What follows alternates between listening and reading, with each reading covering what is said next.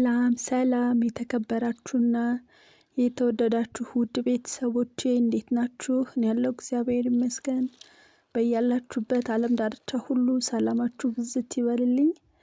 ዛሬ ደግሞ እናንተን ያስተምራል፣ እናንተን ምክር ይሰጣል ያልኩትን ቪዲዮ ይዤላችሁ መጥቻለሁ። ቻናሉን ላይክ፣ ሼር፣ ሰብስክራይብ እያደረጋችሁ አበረታቱት። አዲስ ዩቲዩብ ይባላል። ዛሬ ደግሞ በአዲስ ቪዲዮ መጥቼላችኋለሁ። ሀቢባ ነች የምትመክረን። በደንብ በስነ ስርዓት ቪዲዮውን እስከ መጨረሻው አዳምጡት፣ ይጠቅማችኋል። እና ደግሞ ላይክም ሼርም ሰብስክራይብም አድርጉኝ። አረተው አዲስ ዩቲዩበር እንደዚህ ነው የምትቀበሉት። ግን እናንተ የምር ላይክ ሼር ሰብስክራይብ እያደረጋችሁ አበረታቱኝ። ላይክ ሼር ሰብስክራይብ ብታደርጉ እናንተን የሚጠቅም ነገር ስለኛ ስለ ማዳም ቅመሞች ነው የማቀርበው። ያው ስለ አዳዲሶቹ በብዛት አዲስ የሆናችሁ በተለይ ለእናንተ በጣም ወሳኝ ነው። ያው ለእኔ ቢጤዎች ማለት ነው። እኔ ራሴም አዲስ ስለሆንኩኝ ለእኔ ቢጤዎች በጣም ወሳኝ ነው። ስለዚህ ቻናሉን ሰብስክራይብ እያደረጋችሁ ቤተሰብ ብትሆኑኝ በዚህ ቻናል ትጠቀማላችሁ እንጂ አትጎዱም። ለኔም ማበረታቻ ይሆነኛል። ያው ቻናሉ አዲስ ስለሆነ እንግዲህ ዛሬ ያመጣሁት ቪዲዮ ለእናንተ ይጠቅማል ብዬ ያሰብኩት ነው። ቻናሉን ቪዲዮውን እስከ መጨረሻው አዳምጡት። ቪዲዮውን አስገባላችኋለሁ።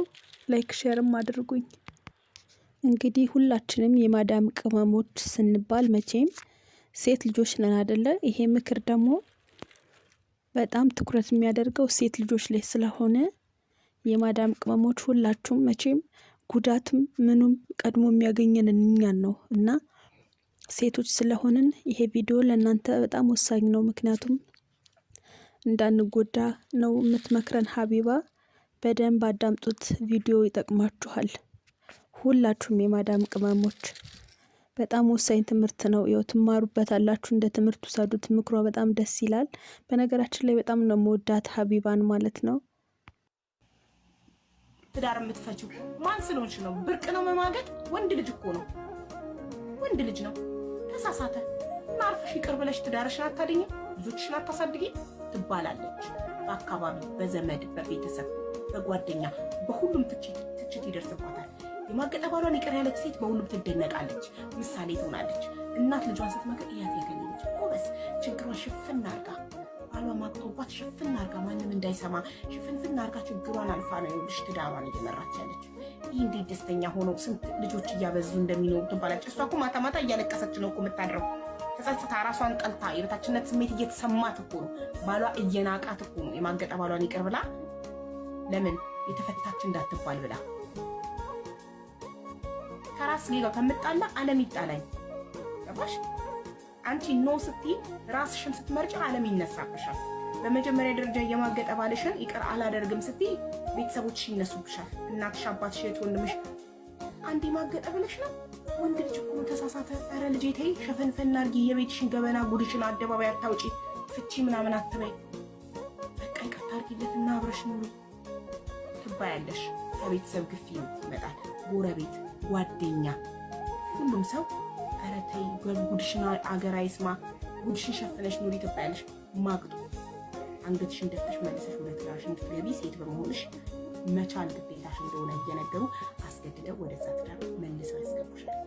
ጀግና ሴት ስትሆኚ ግን፣ ቆራጥ ሴት ስትሆኚ ግን ነው ትያለሽ። የሚሰድብሽ ይስደብሽ። አንቺ ማን ስለሆንሽ ነው ተማገጠብኝ ብለሽ ትዳር የምትፈቺውሽ? ጉረኛ ቅርብ ብለሽ አርፈሽ አትኖሪ በሉ። ይሙሽ፣ ይስደቡሽ፣ ይለፍልፉ፣ ግን ከራስሽ ጋር ብቻሽን ስትሆኚ ደስተኛ ነሽ። ገባሽ? ማንም ሐቅሽን እንዲበላብሽ አልፈቀድሽም። አንቺ ታማኝ ሚስት ሆነሽ እስከኖርሽ ድረስ የማገጠም ባል ይቅርታ ታማኝነት ሸምሻል። ለምን? አንቺ ታማኝ ነሻ።